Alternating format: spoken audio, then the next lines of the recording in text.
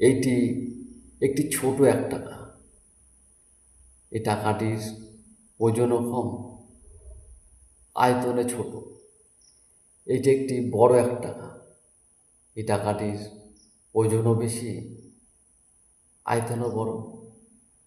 কিন্তু ভারত সরকার এই দুটি টাকারই মূল্য একই দিয়েছে।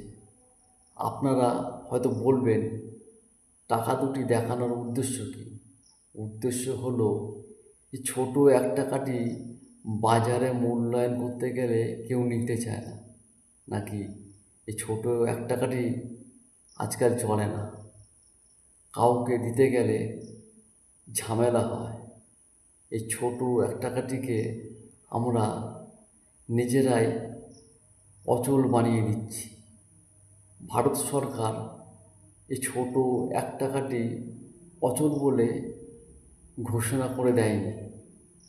তাই আজ রাখি পূর্ণিমা, আসুন আমরা সবাই এই ছোট 1 টাকাটিকে বন্ধনে বেঁধে নিই।